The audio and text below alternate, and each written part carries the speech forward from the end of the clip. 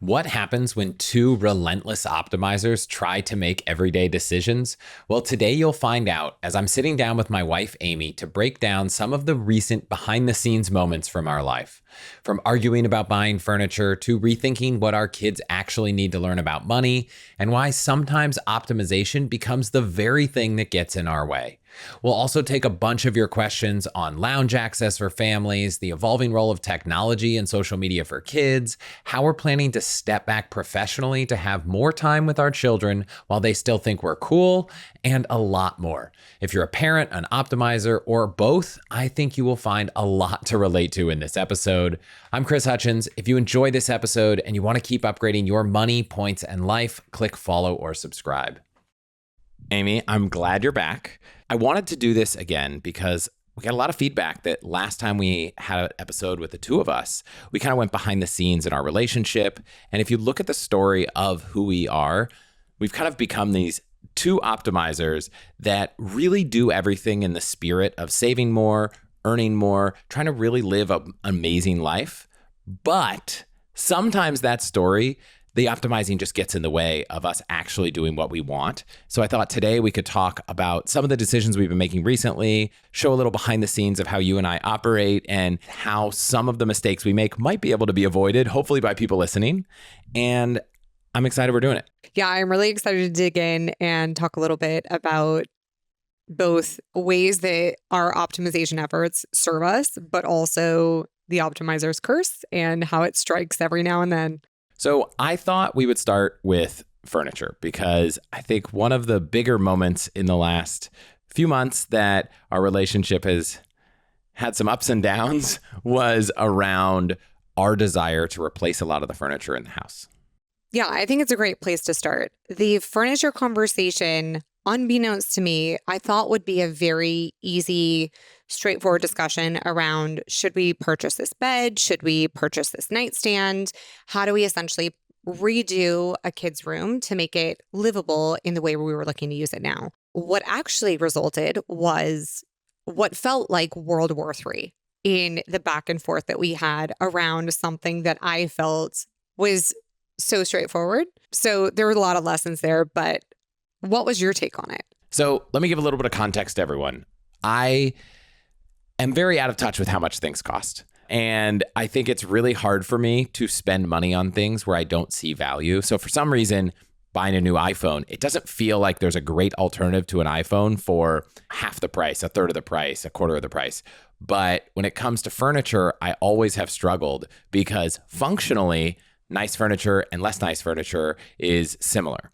What I appreciate but struggle to appreciate in the price moment is the difference between quality furniture and not.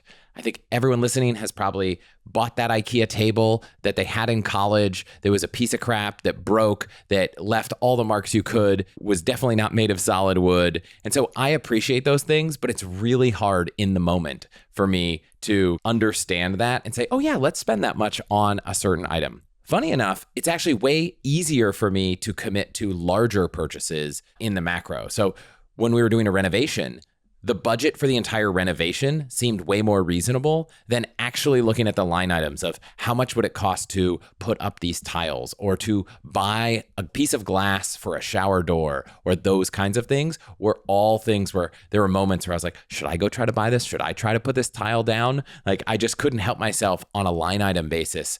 But it was way easier for me to look at it in a broad sense.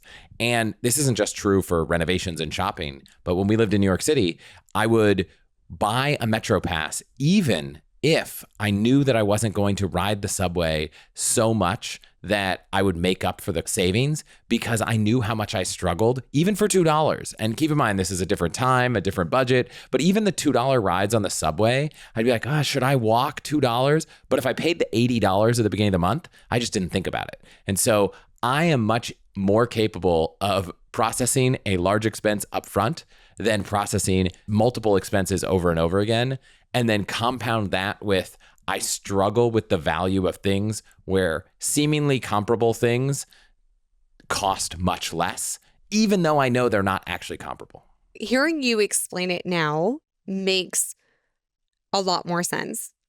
And it's something I wish I would have known when we kicked off the furniture conversation, I recognized that there is a lot more mind share that goes into assessing furniture piece by piece versus saying, here's the total budget.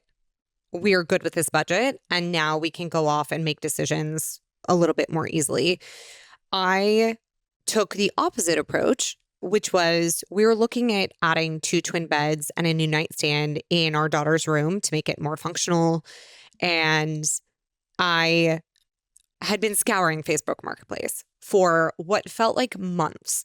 And I finally found this bed that was perfectly suited for the room. The design, the material, it had underbed storage. I was just like, this is it. And it was $500. And I was like, this is great. I'm just going to get your quick sign off, no biggie, and we'll go from there. We can always buy the other matching bed elsewhere. And your first question was, okay, are you planning on having the beds matched? And I said, yeah. He said, okay, how much is the bed if you can't find the other one on Facebook Marketplace? And it turns out it was $2,000. I knew that. And I had been doing research. So I think I was more price aware of what a decent bed or piece of furniture costs.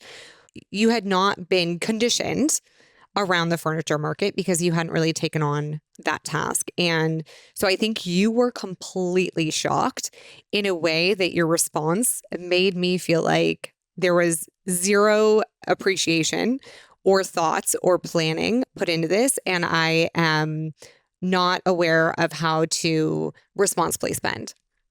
I know that was not the case looking back, but it just set me off in a way that I was like, how dare you? Because I put so much time and energy into this, trying to make it look nice with quality furniture, but also trying to find deals where I could. Yeah, in hindsight, I know how much you try to find deals and layer on coupons with card-linked offers, with Rakuten cash back.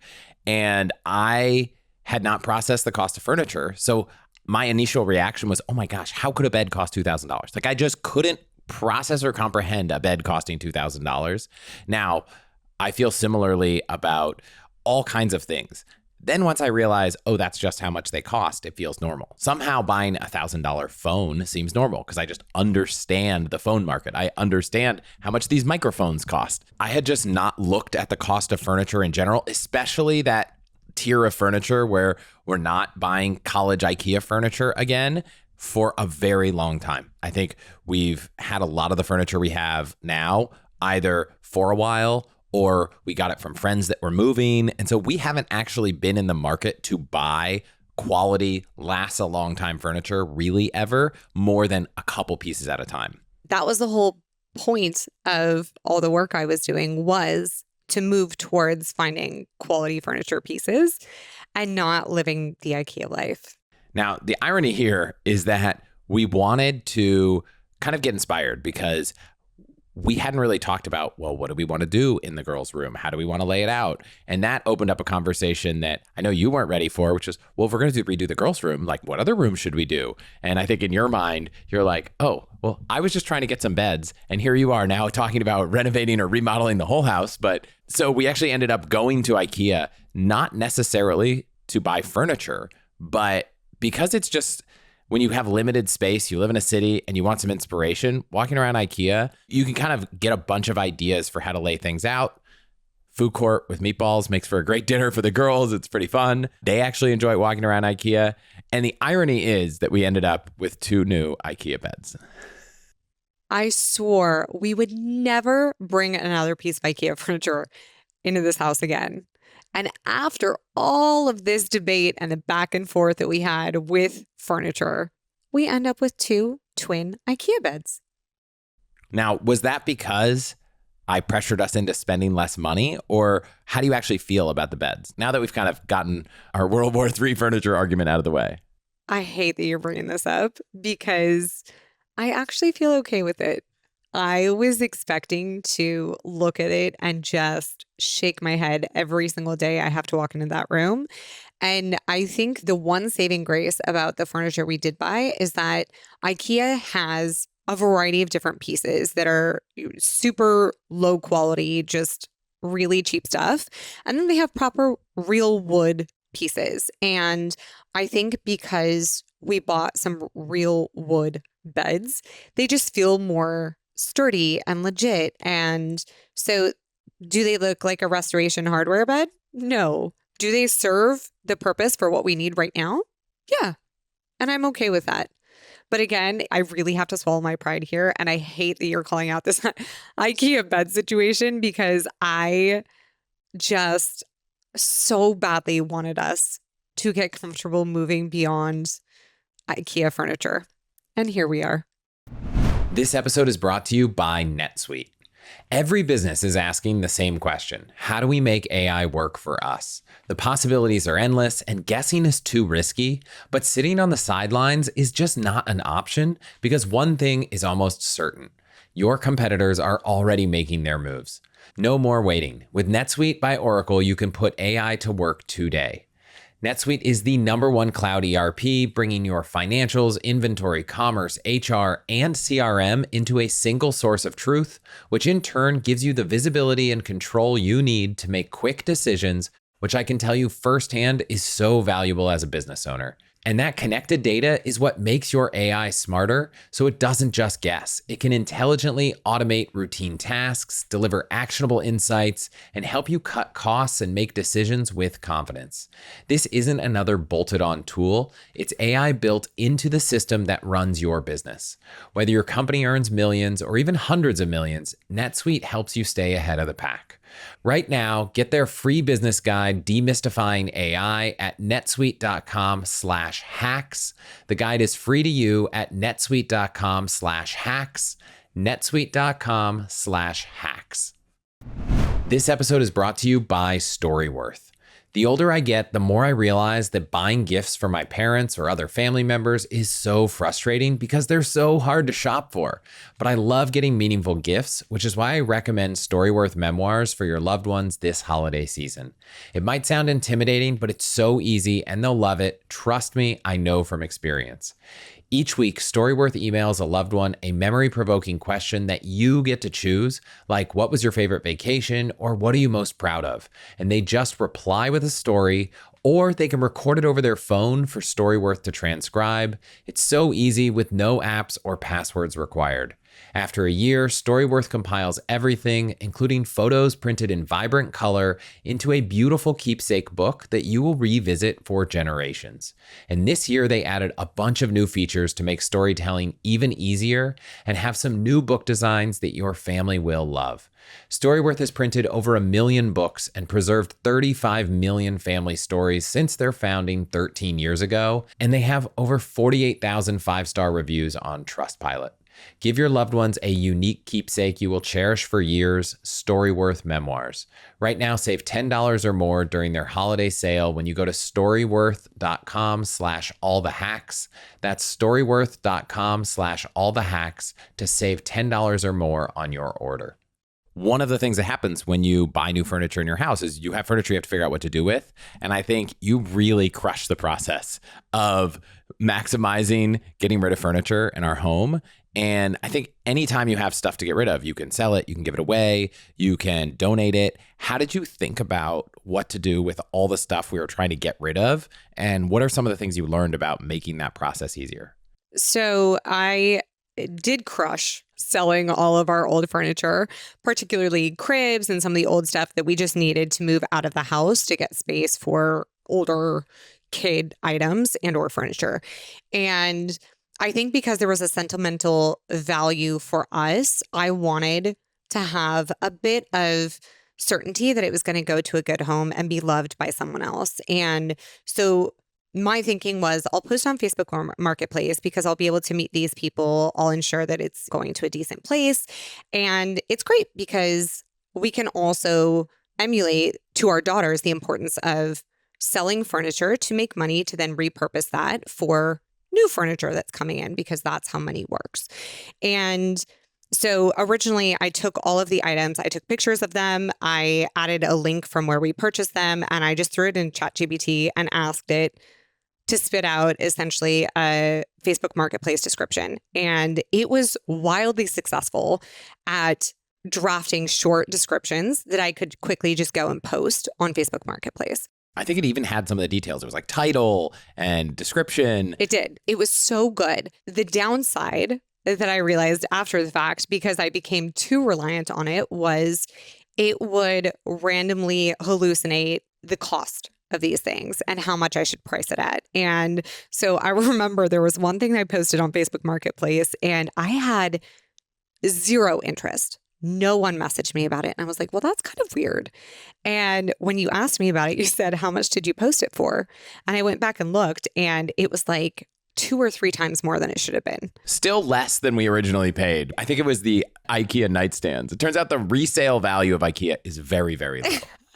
Yeah, that's right. That's right. And so anyway, note to self or those listening, go in and just search what you're looking to sell to see what everyone else is pricing theirs at on Facebook Marketplace. The one thing that I realized after having done all of this was I love the dopamine hit of selling stuff. It feels good getting out of the house and getting a little extra cash. It was not worth my time for how much time I spent going back and forth with sellers. And there are also a lot of sellers that have unclear profiles.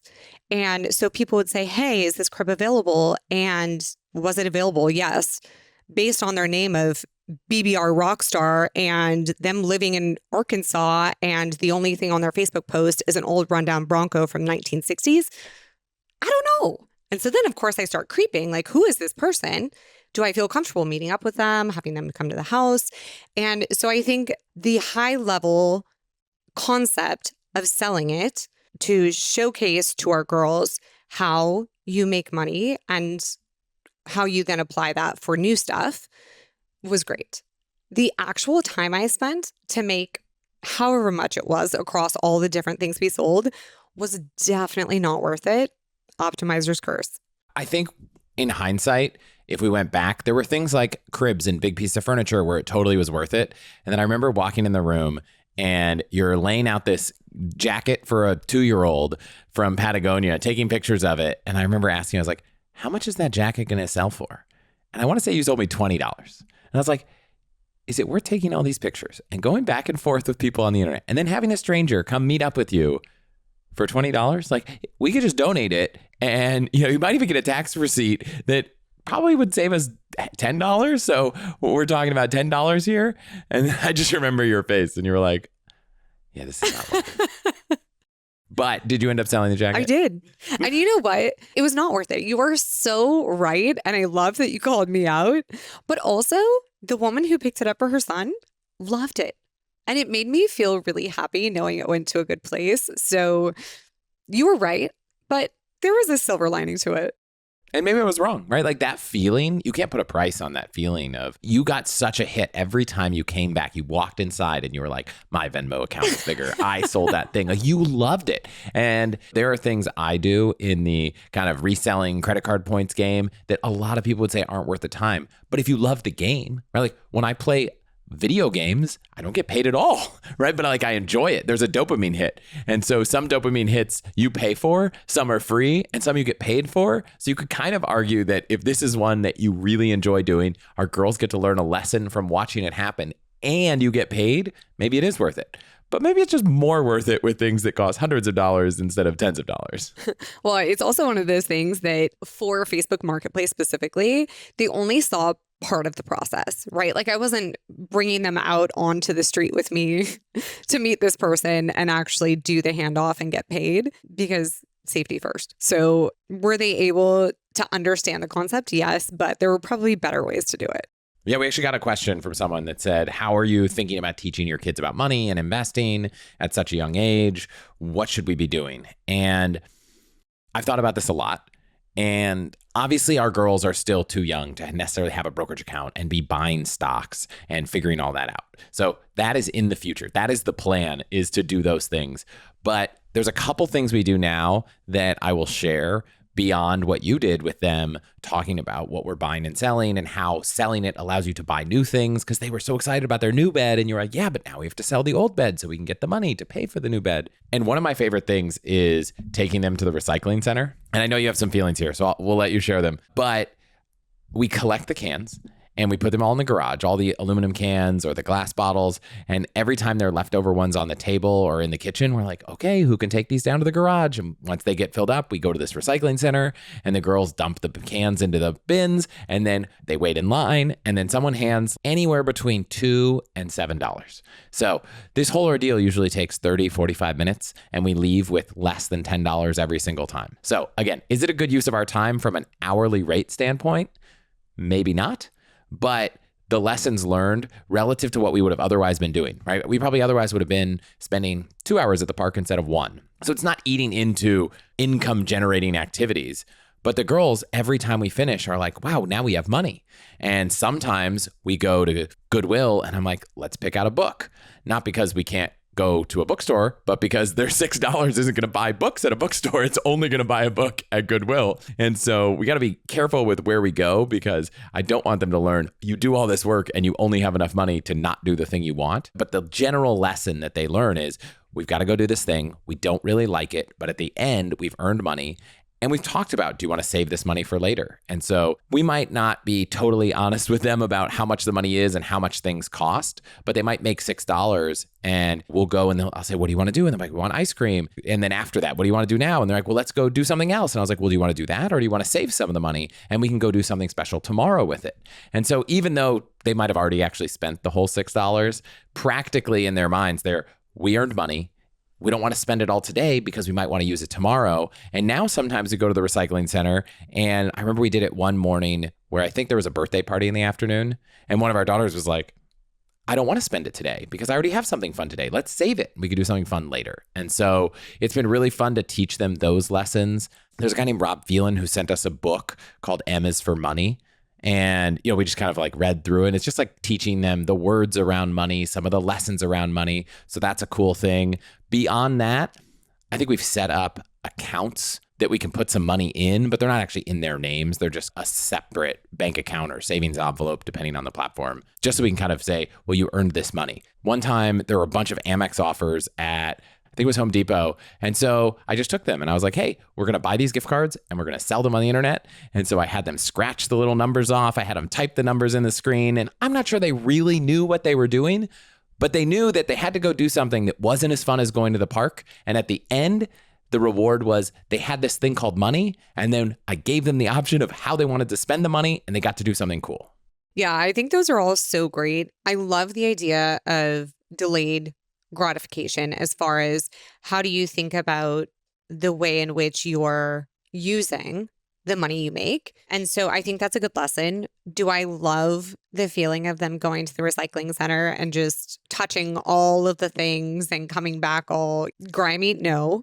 But I do think it is a really good lesson. And to your point about brokerage accounts, I like the idea of giving them age-appropriate responsibility and ownership. And so when they get to an age where we can open brokerage accounts for them and say, hey, you have this much money, you choose how you invest it, and you're responsible for the gains, you're responsible for the losses, and you decide how you want to learn about investing and what it means to save and invest for the future. So I think there's going to be a lot of really interesting conversations that'll come up as they get older, but I'm really, really excited to see how they dabble and learn and play with money in the future. Okay, so on the idea of kids and money, we got 2 questions from Emily and John. One was around what advice you have on saving for our kids' education. And the other is, how do you think about opening accounts for your children and which accounts and why? So I've definitely thought a bit about this, some of them not as relevant at their age. When it comes to college savings, I know there are a few kinds of accounts. The primary one and the only one that really seemed to make sense was a 529.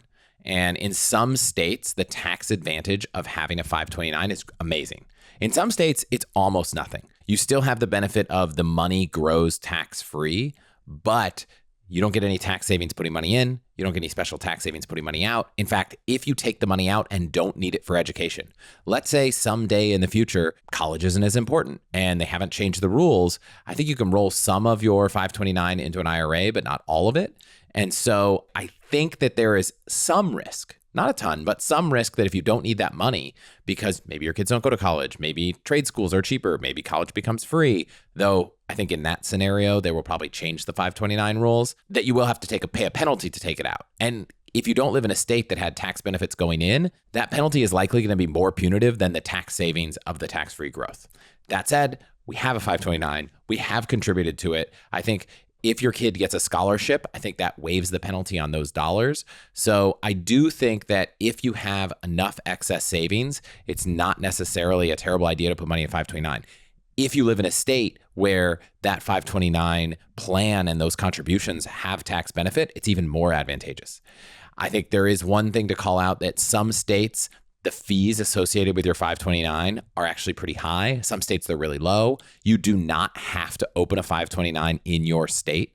So California has really low fees, but some states don't. And a lot of times people open Utah or Nevada 529s. But I think if your state has a tax advantage, you might need to open it up in your state. So on the 529 front, it's something we've contributed to. It's something I'm aware of not wanting to max out too much too early, because I just have no idea what the future of education looks like. I don't know how expensive it will be, whether they'll ever figure out how to get the costs under control. You could make a case that you want to put in the full max of $500,000, and you could make a case that that would be so much and it'd be crazy.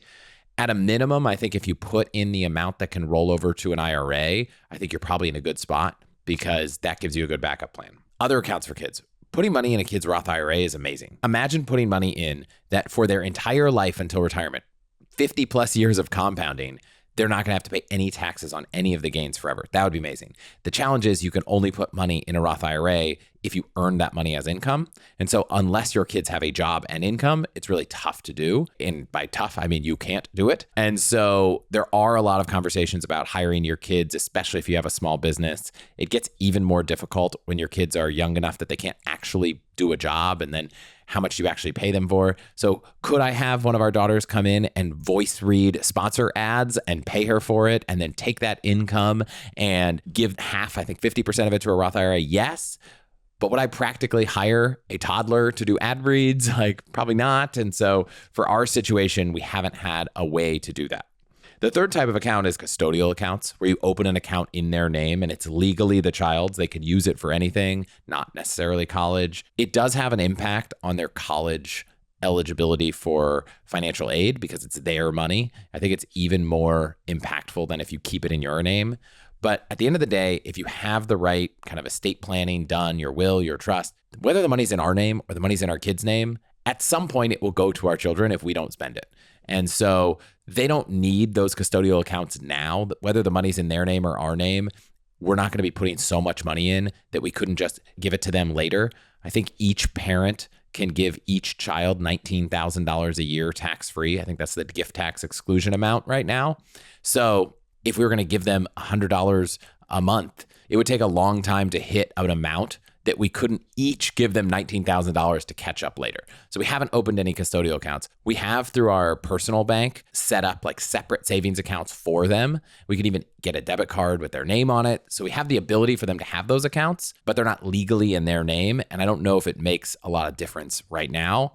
The only thing that I've been considering is Bank of America has this Museums on Us program, where if you have a card in your name and it doesn't work with guests, you can get free access to all these museums on I think it's the first weekend of the month. So I have thought it would be really nice to get them their own debit cards with their own names on it, because then they get free access to museums. So if we made any changes to this system, I think it would be get them Bank of America debit cards and whatever accounts we needed to get them those cards so that they could get free access to museums. It's a nice little hack.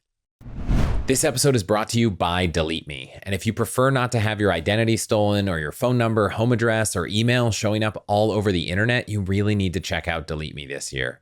Unfortunately, there are hundreds of data brokers online that are constantly sharing and selling your personal info, and keeping track of all of them is like playing whack-a-mole. But fortunately, if you get to them one by one, you can get them to remove your data, but that process takes hours and hours to do yourself. I know, because I tried to do it 2 years ago, and after spending 10 plus hours and not even getting close to finishing, I gave up and I started using Delete Me.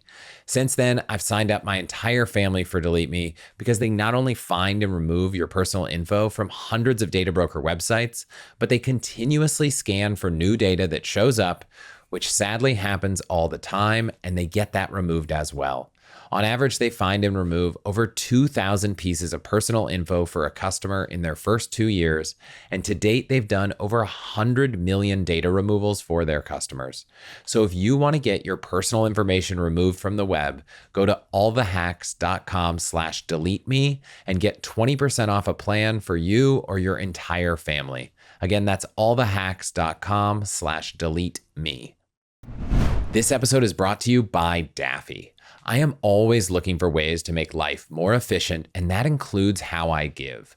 That's actually why I started using Daffy. It makes charitable giving part of my overall financial plan instead of something I have to remember to do at the end of the year. I can set money aside for charity just like I do for savings or investments, automatically and tax efficiently. Then, whenever something comes up, whether it's a friend's fundraiser, a local cause I care about, I can give right from my phone in seconds. Everything is tracked automatically, and I get one clean summary when it's time to file taxes. It's a small setup that helps me automate generosity in the same way I automate savings and investing, so it actually happens.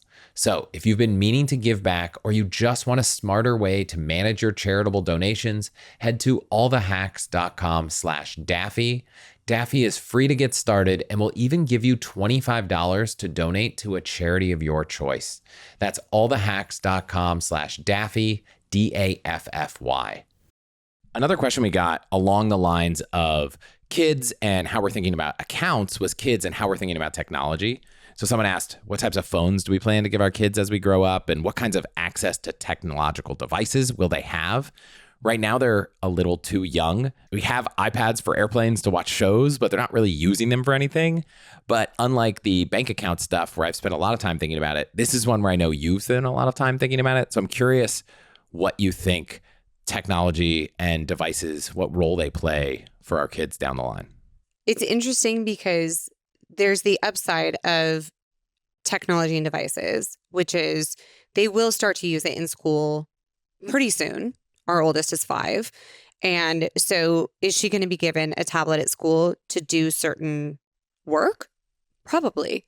So it's hard to say no devices, no tablets, no none of that. I think the thing that I personally care a lot more about is what is on those devices and how are they using the information on those devices. And specifically, social media is one thing that I care less about the phone, which obviously phones lead to a variety of ways that they can isolate themselves and go deep down rabbit holes that you may not be aware of. But I actually care, I would say, the most about the social media and its implications. And so I think my current thought around it is we should delay giving our daughters smartphones or smart devices and specifically access to social media as late as humanly possible.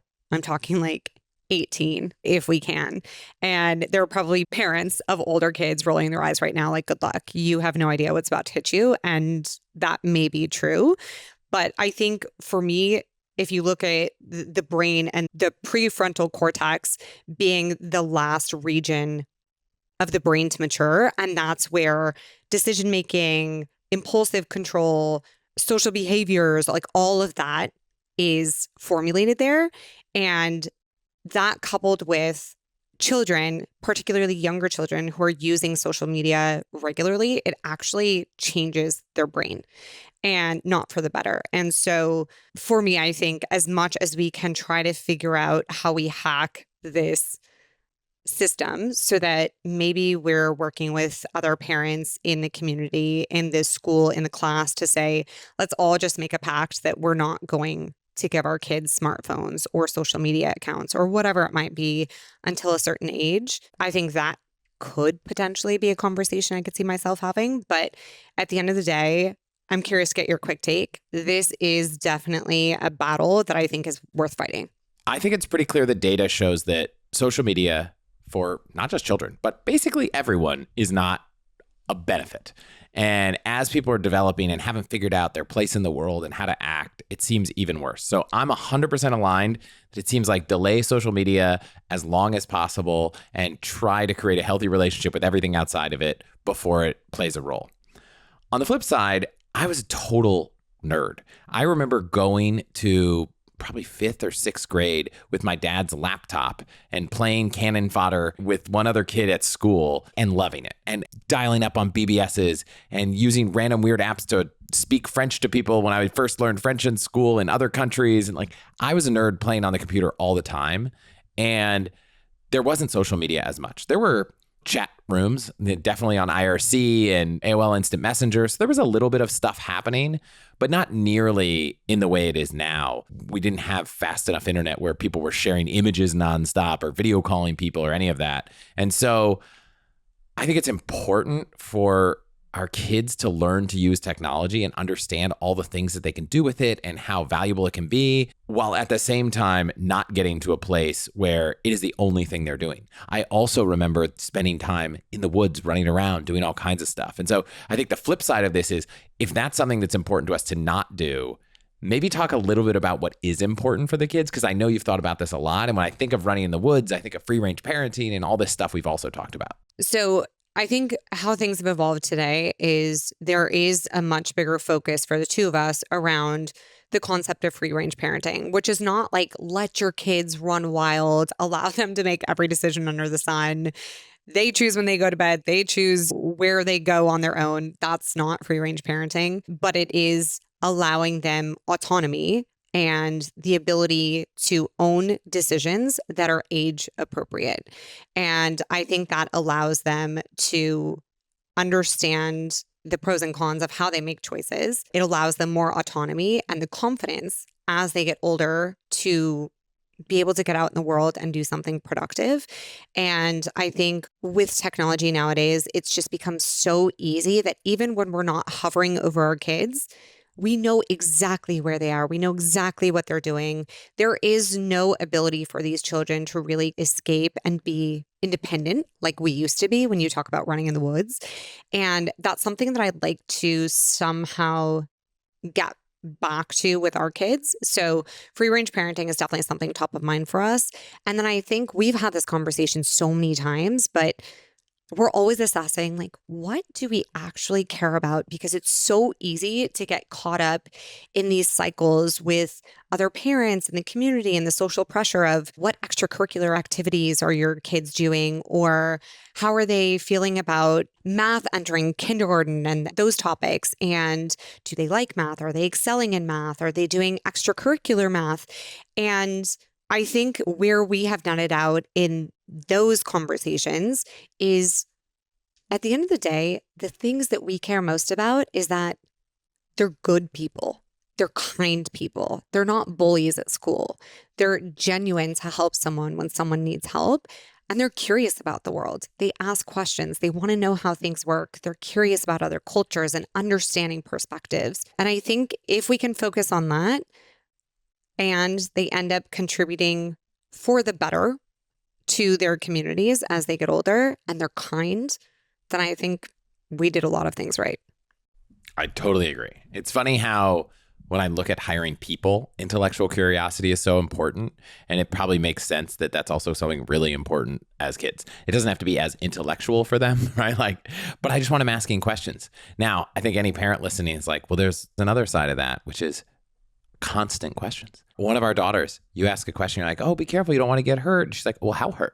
You're like, oh, well, you might hurt your arm. And she's like, well, how hurt would my arm be? Do I have to go to the hospital? Am I going to die? You're like, no, you're not going to die. You just, you might get hurt. She's like, well, how hurt? What would we do at the hospital? If I had to go to the hospital, would I see how many doctors? You go down these, you're like, I love supporting your curiosity, but we've got to go to school right now. And it could just be a lot. And so to me, I think just trying to spend time with them, just trying to help them understand these things is so important. I think back to Sahil Bloom wrote this book, 5 Types of Wealth. And in it, there's this chart about the time you spend with your children.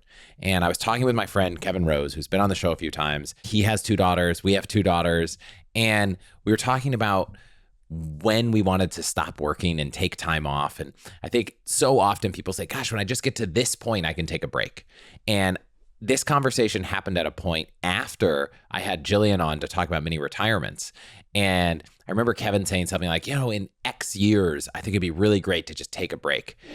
And I said, well, I've been thinking about this also, but we're in this magical moment. I was like, how much do your kids like you right now? And he's like, they love me. They always want to spend time with me. And I was like, me too. Like, we are the coolest people to our children right now.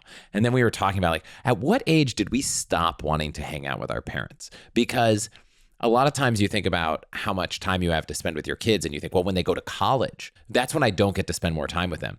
But before college comes ages where they don't want to hang out with you. And right now we're in this really magical moment where they really want to hang out with us. And we actually got a question from Lexi that was like, how do you think about stepping back from your career while your kids are young so you can spend more time with them? And I think this is a big thing that we're starting to have a conversation about together. How does this look like for me versus you? And what do we do to really make sure we spend time with the kids? And I think we're fortunate that we both work on this podcast. And that's really flexible in terms of when we work, how our time is. I think, unfortunately, when you own a business, whether it's a podcast or a big company, it's hard to not think about it all the time. It's in your control. We definitely don't have the luxury of clock in, clock out, never think about work. We're not there. And there's something magical about that. Like, a part of me is like, man, if I just had one of those jobs, it would be so easy. When I'm home, I never have to think about work. I don't even know what that's like. It's been decades. But I think that one thing right now that's really top of mind is, how do we make sure we spend more time with them, helping them learn, helping them see the world, traveling with them within the confines of school schedules and all of these other things, while also not spending so much time with them that we lose our own professional endeavors, our own curiosity, things that challenge us and help us grow and learn.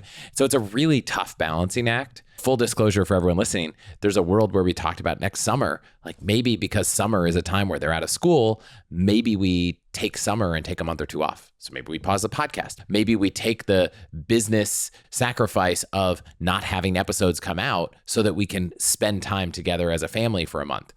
No promises. Maybe we'll just batch record in advance, but that's a really important thing that I think over the next decade is important. And I know you've thought about it a lot, even more. So maybe share a little bit about what you're thinking. I think going back to the Sawhill discussion you had with him and his 5 types of wealth, one of them is the wealth of time.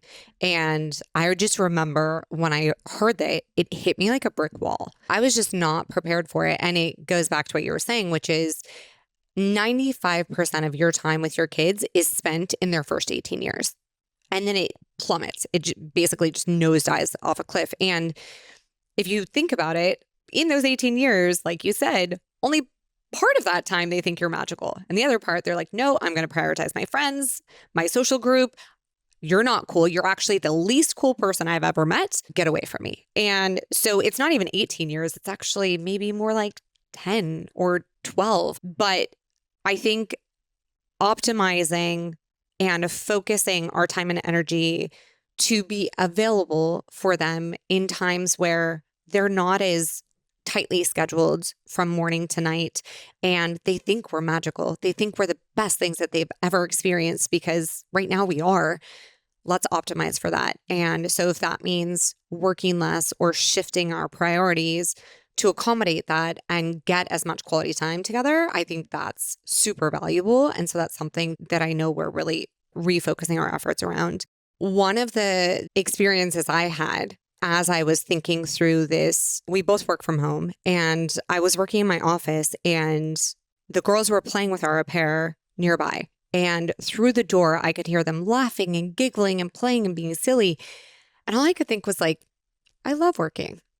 But do I love it that much? Is it so important that I should be having someone else play with my kids and be silly and funny and create all these magical moments while I'm working on something and it's pulling my time away from that? And honestly, it felt really bad.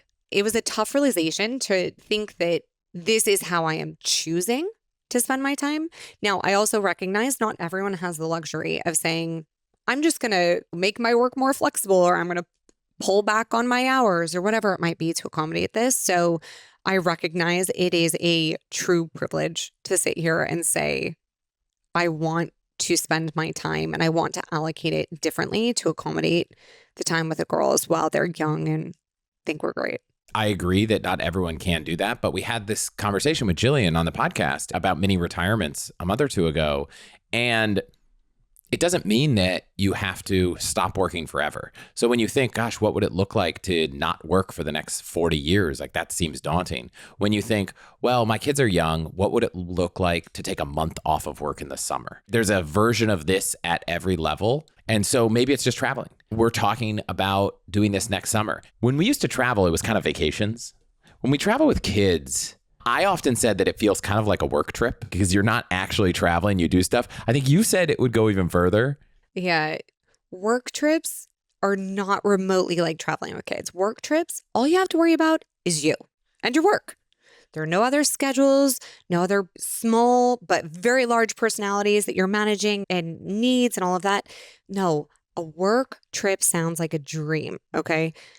Very different. I think traveling with kids is a trip, and it's a trip that can be very enjoyable, but it's also demanding. And I can't think of any trip that we have taken with kids, despite our kids being wonderful and us having a really good time, where I didn't come home thinking, I am so freaking tired.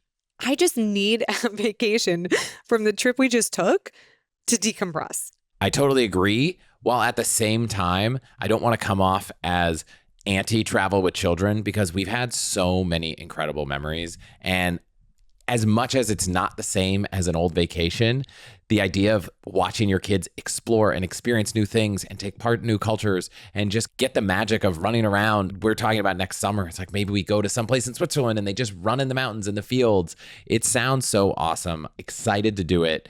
And I think that it's something everyone should probably both be prepared for. And I think in our last episode that we did together, you talked about a lot of your tips for doing that. And there's an episode that by the time this comes out might have already come out about traveling with kids. So I'm not going to go down the rabbit hole of how to do it, but it's just something I think taking the time to make happen is really important. And whether that's a road trip, whether that's a staycation, we met families when we were traveling around the world that took a year off to travel around the world with their kids. There's a lot of versions of what that looks like. I just think it's really impactful and I love doing it. The one last quick thing I'd say there is it's important to not lose sight of why you are traveling beyond your kids, right? And so I think it is important to say you as a couple or you as a parent, where are you interested in going? And then couple that with kid-friendly activities while you're there so that you feel like you're at least being able to see a part of the US or the world that you're excited about, but you're keeping the kids entertained in a way that they're not going to drive you crazy because then that's no fun for anyone. So I think it's satisfying a bit in getting close to the places that you actually want to experience and prioritizing that for yourself personally, but then also just making sure that there's a spattering of very kid-friendly focused activities while you're there. This episode is brought to you by Built. If you rent, there is no reason you shouldn't be earning points for it. Built lets you turn your biggest monthly expense, your rent, into one of your biggest opportunities to earn rewards that go far beyond your home. By paying rent through Built, you earn flexible points that can be redeemed towards hundreds of hotels and airlines, a future rent payment, your next Lyft ride, and more. But it doesn't stop there. Built is about making your entire neighborhood more rewarding. You can dine out at your favorite local restaurants and earn additional points, get VIP treatment at certain fitness studios, and enjoy exclusive experiences just for Built members every month. Built is turning a monthly expense into an opportunity to earn rewards and discover the best that your neighborhood has to offer. Your rent is finally working for you. Earn points on rent and around your neighborhood wherever you call home by going to allthehacks.com/built. That's allthehacks.com/built, B-I-L-T. Make sure to use our URL so they know we sent you. Thank you for being here today. You can find all the links, promo codes, and discounts from all our partners at allthehacks.com/deals. They're all brands I love and use, so please consider supporting those who support us. So speaking of travel, we had a question from VJ come in around lounge access for families, specifically with Avenger X losing guest access. How do you think about that? When we travel, I think lounges can be amazing because the last thing you want to do is get to an airport late with kids and be trying to rush them around. And inevitably, someone needs to go to the bathroom, someone's hungry. And so even though we live close to an airport, I think we get to the airport earlier when we're traveling with kids.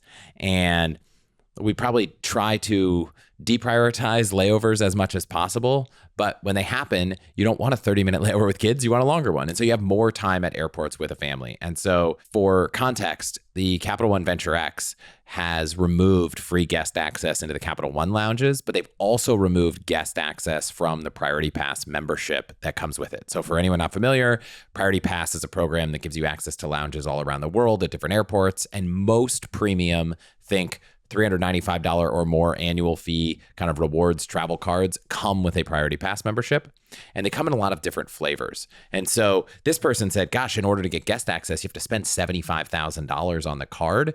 Is that worth it? And how should I think about this? And it's funny because we had the exact same question about the exact same card because we both have a Venture X.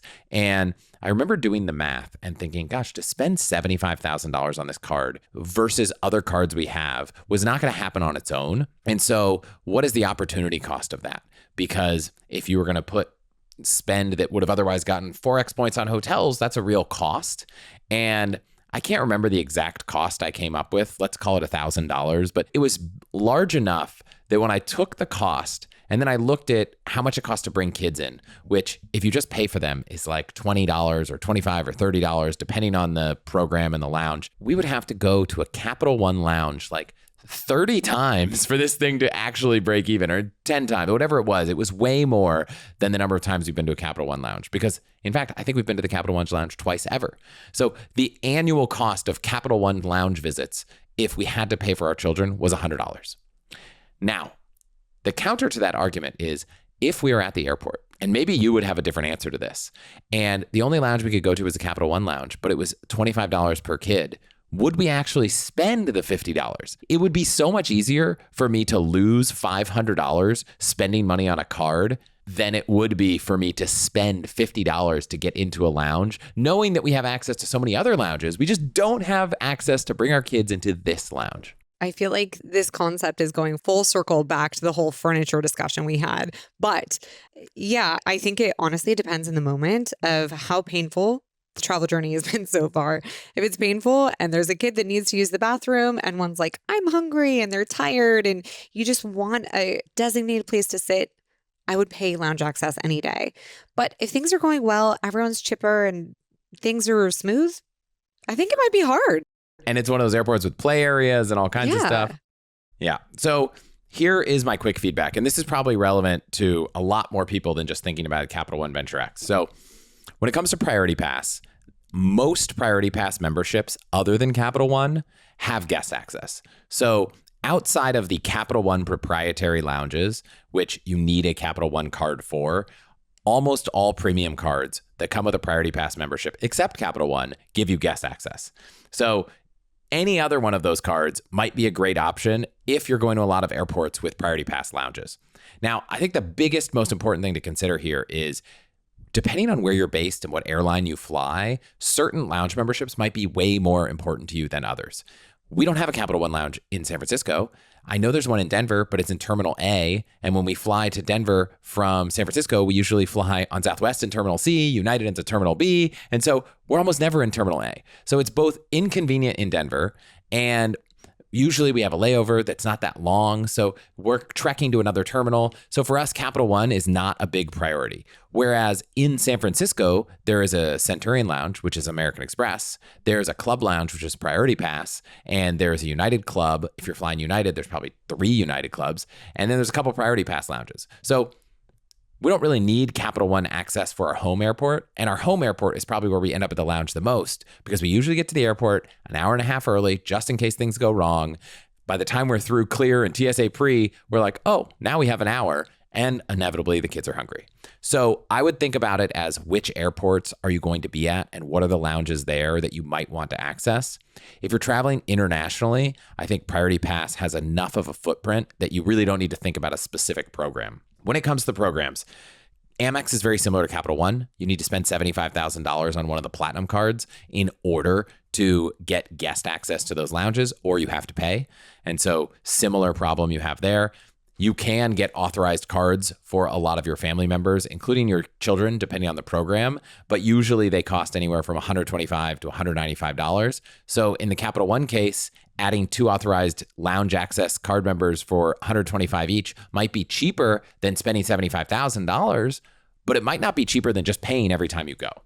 So those two, Capital One and Amex, are in their own world where you have to pay to get more access for guests. But the Amex Platinum card does give you access to your Priority Pass, your Escape Lounges, your Plaza Premium Lounges with guests.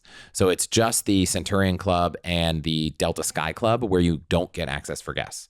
On the Chase side, if you have a Chase Sapphire Reserve or a Ritz card, you get free guests in the Priority Pass lounges. You get free guests in the Chase lounges. The Chase lounges, funny enough, you can actually access with any Priority Pass membership just once a year. So everyone can kind of get a taste of the Chase lounge, but you can't go regularly, but you get guests.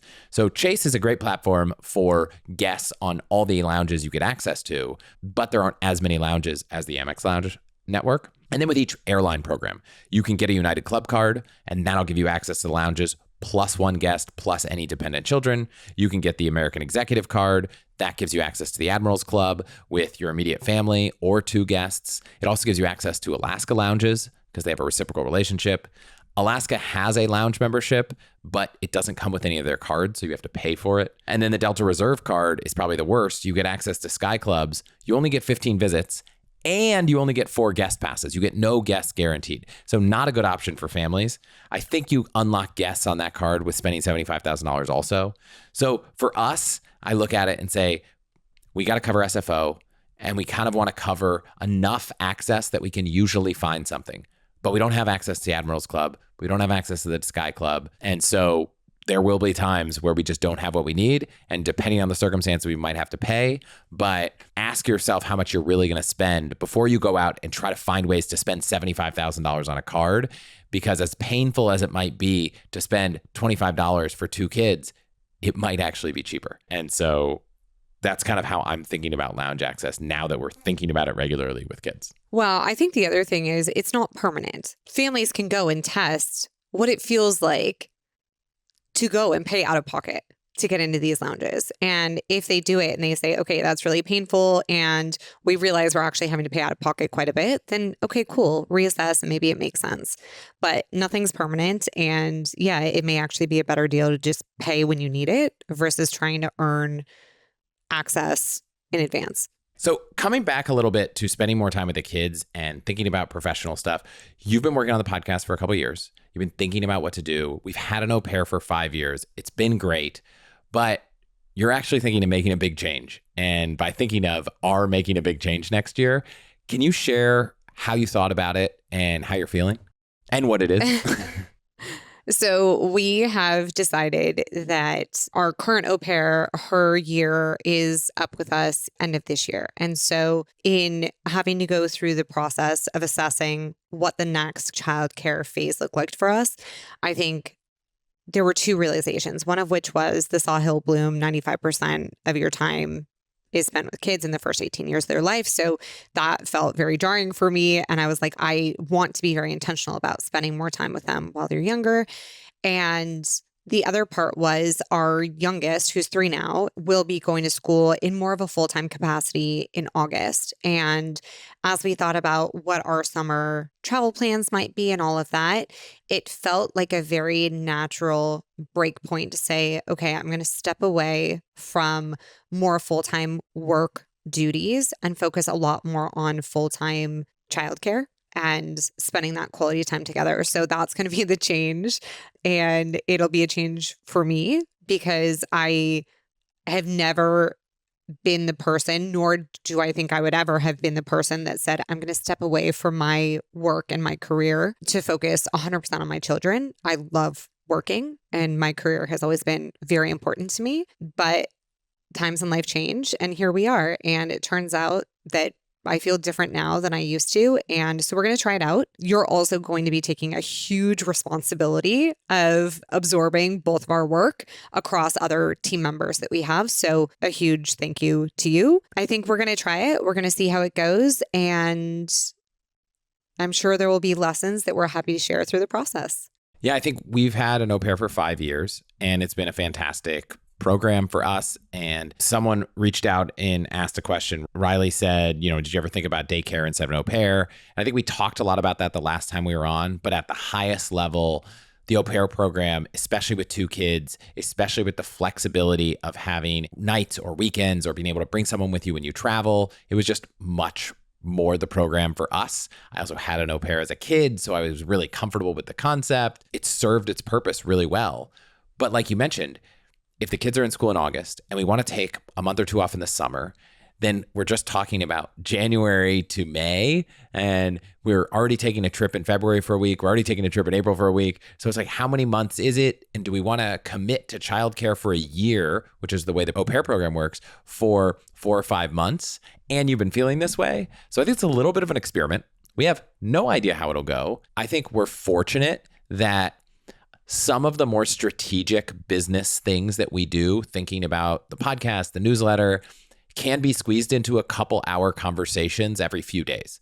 So you have the benefit of, you could probably work 5 hours a week and get some of that exciting, professional thinking, challenging stuff done without doing the day-to-day work. Me and a couple other people will take that off your plate, and you can still have a little connection to work while being able to focus full-time on the kids for a period of time, and we'll see how it goes. But we're actually going to trial run this starting tomorrow. And so Katie actually reached out and said, how are you doing after your surgery? And so for people who don't know, maybe share a little bit about what happened last year and over the last few years, what's happening tomorrow, and why, for really anyone listening, it's important to think really proactively about your health. In 2019, I found out I have this genetic mutation called BRCA mutation, BRCA1 or 2. Basically, it increases the likelihood that I would have certain types of cancers. And so I have been going through very consistent tests, MRIs, ultrasounds, and all of that, just to be proactive in making sure that if cancer did arise, we got ahead of it as early as possible. And for those people listening, the increased likelihood was like greater than 50% before you die that you would have breast to ovarian cancer. It was not like, oh, you have a 3% more likely chance of this. It's a pretty serious increased risk. Yes. Yeah. It's like a 60 to 80% risk depending on your situation. So last year I moved forward with a risk reducing mastectomy, and it was definitely one of the hardest decisions I made because I didn't have to do it. It was risk reducing, so it was preventative. And I did it at a time where our kids were young. And so it was like, for a period of time, sorry, mommy's not feeling well, or I can't pick you up, or I had to sit out when you guys were doing super fun activities. And so that was kind of a bummer. But the upside is I am so glad I did, because it's just a huge relief that I no longer have to worry about these semi-annual tests that I used to do. And if something came back questionable, having to wait with that anxiety of like, what does this mean? What is it? And so this year, I have decided to move forward with the rest of what I can control, which is an oophorectomy. So that's getting my ovaries removed. And I will be doing additional reconstruction from my mastectomy. The thing that I have realized through this process of moving forward with an oophorectomy and the mastectomy from last year is, one, there is surprisingly little research that goes into women going through menopause. And in doing the oophorectomy, it will automatically kick me into menopause. So starting tomorrow. And so it's very surprising to me that there's not more research and custom kind of tailored approaches. And it's really more of a Band-Aid solution at this point, where if you get put on HRT, hormone replacement therapy, which I will be tomorrow, they basically put you on based on your age, and then they titrate you over time. So good luck to you, Chris. I have no idea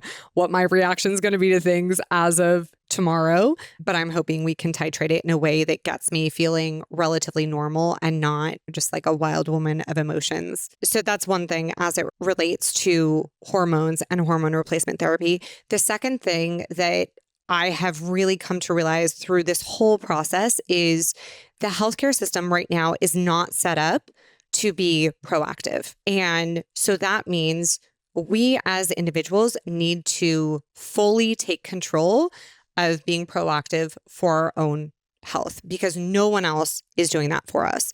You can have the best medical teams. You can even have concierge doctors. But at the end of the day, they still have other people that they are helping and serving. And almost all of them are overworked. And so it is on us and it is all our responsibility to make sure that we are driving the conversation around what it is you need, whether it's tests, scans, proactive procedures, and so on, to stay ahead of your health because you are going to be your best advocate. So first off, I'm so proud of you for doing all this. I know it's been a journey, but I also know that the amount you were nervous about the procedure last year relative to how you felt after it, after recovery, was so wildly different in a positive way that if it takes redoing how we do work as a business so that you can take off effectively the next month or two, which is really just preparation for taking off next year, I'm so excited to do that because I think this satisfaction I know you'll have of not having to do these regular checkups, not having to, I remember when they first described it to you, they were like, the difference is you don't have to do the surgery. You just need to be prepared that there's a really, really, really high chance that one day you're going to go to the doctor and you're going to have cancer and it's going to stop your entire life in that moment and you're going to change everything. You won't have that fear. And obviously, there are still other types of cancer. There's still all kinds of health conditions that could happen. So it's not like we're going to stop being proactive and stop monitoring things. But the one that was a extreme risk for you will be gone. And that's amazing. So I am ready to wake up at 4:00 tomorrow to take you in and be with you the whole time. And I'm really excited for how I know you'll feel on the other side of it all. On the preventative medicine side, I think just one anecdote that I've shared a little bit before, but I have high cholesterol. I saw a good doctor at a good healthcare system, and she was like, you have high cholesterol. You should exercise a little bit more. And this has been going on for years. And she just didn't have the time to stay on top of the latest research, the latest drugs that are out, how long this has been happening. I hadn't seen her before ever. And the more I dug into this, the more I looked into getting a heart CT scan for like $100. There are places around the country you can go get it for free to really properly assess your risk and realize that there's a lot more you can be doing. I think the more I realized exactly what you said, you just have to be thinking about this yourself. I will say that having direct primary care, having a concierge doctor can really help because you have a partner in this that does have the time, sometimes has done the research, is on top of things a bit more, but you've still got to care about it yourself. And so it's just something that I think is so important.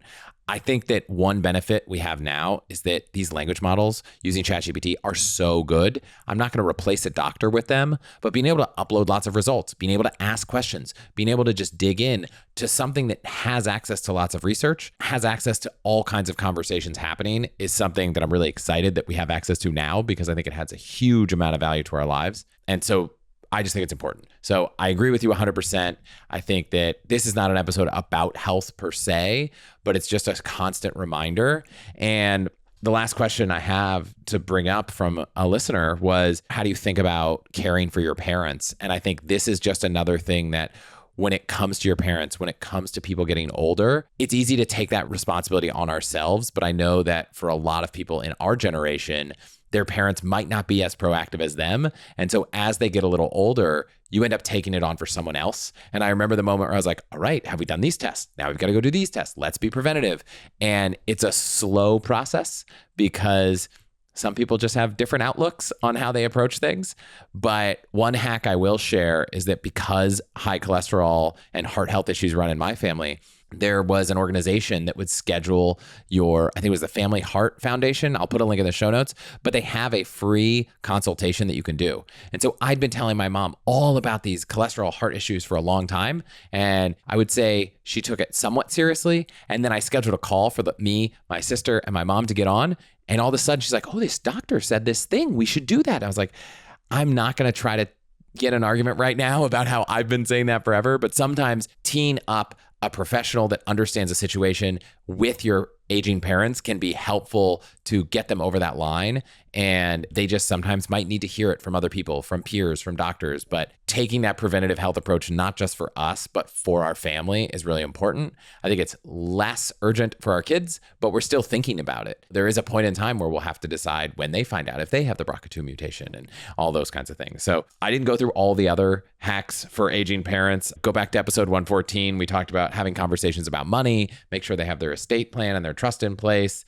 I think the other big thing, and you can come back quickly to health, that I think about with our parents that we talked a lot about recently is around cybersecurity. I think I am terrified with the fact that right now, both of our voices are being recorded. They are going on the internet. It only takes a 15-second sample for someone to reproduce our voices, call our parents, use the information you can find online to try and convince them to send money and do things. And so I think it's just really important, especially in today's age, to help them go through a series of checks, make sure that they're using two-factor authentication, make sure that you set up some kind of safe word, or even a great idea I heard was to just set up a two-factor code and share it within your shared password manager and use that as the code to share amongst your family so that, hey, is this really you? What's the code? And they have to go look in their 1Password or their device and figure out the code. And so those kinds of things are important. Or ultimately, just like we might do with driving, sometimes you have to take the keys away. And I can't imagine having to have this conversation with my parents, but at some point it might be, hey, let me help manage the money. Or maybe there's a step along the way, hey, let's set up a approval process. Whereas if you need to make a large transfer, me or my sister have to help sign off on it. Like, it's not because I don't trust you. It's wild how all of these tools make it so easy to spoof an email, spoof a website, spoof a voice, spoof a video. It wouldn't surprise me if in the next year they can get a FaceTime call from me that looks like me and sounds like me, but isn't me. And so we just got to be more careful, share more about what's going on, be compassionate during the process, which I'm working on. And that's just one of the other things. So I think I shared this link in the recap from the Long Angle event, but Fortify, the number 5.org is a cool cybersecurity assessment that one of the other attendees at the event put together that is really interesting to just kind of see what you might not be doing on the cybersecurity front. But any other tips before we wrap up about dealing with parents as they age? Yeah, you brought up some really good ones. Two others, one of which is I think our parents' generation is a bit more private than our generation is. And so if you recognize that your parents are aging noticeably, I would say start small, but start really trying to chip away at getting information, getting access, getting them comfortable with you knowing more, because then it won't be so jarring when you get to a point where, God forbid, you have to take the keys away. There's more trust and they've kind of brought you into this cone of privacy. The other thing that I really loved, and I remember you doing this a few years ago, for Christmas, you gifted your parents lab work. And I was like, oh my God, they are going to hate you for this. But it was brilliant because it was something that you knew genetically was an issue. You wanted them to get the work done. And in doing so, it kind of forced the conversation and it gave you the door open to say, hey, have you gone and done that? What were the results? Like, let's talk about it. And that actually kicked off much greater open conversation around their health. So I thought that was a really clever way to go about supporting aging parents in the way you did it. Yeah, I've also gifted both my parents and then we both gifted your parents Delete Me subscriptions that we paid for. It's funny. I feel like right now I'm sitting here wearing 2 articles of Viore clothing. You're drinking Element. I'm talking about Delete Me. I don't even know in this moment whether they are sponsors for this episode. And we didn't talk about doing ads for them, but it's funny because when you talked about that, I thought you were talking about Delete Me. And I was like, these are actually products we use. Yeah. The one thing I love about running this business together, which someone asked if we would talk about and didn't, is that all the brands that you've been working with that now, me and other people are going to take on the conversations when you step away, like they're actually brands we love. And then my final way to wrap this up is I've been drinking this Topo Chico the whole time. I have not been using a coaster.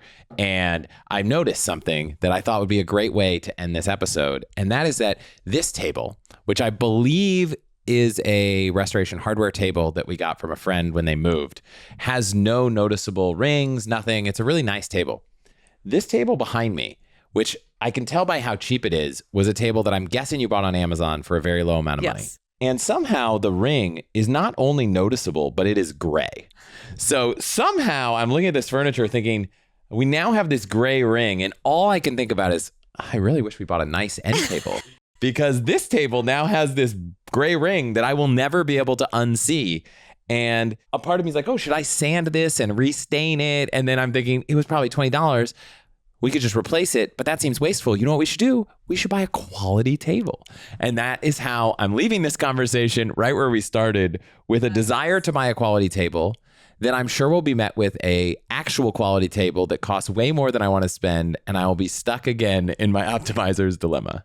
Babe, I think that is a brilliant idea to buy a quality piece. What a good idea. Amy, I love you. Thanks for joining for another conversation on the podcast. I'm curious what people think. Let us know. Should we be doing this more often? You'll see the insides of our working relationship. All right. That is all I've got for this week. I hope you love this. And if you did, give us feedback. Podcast@allthehacks.com. That is it for this week. I will see you next week.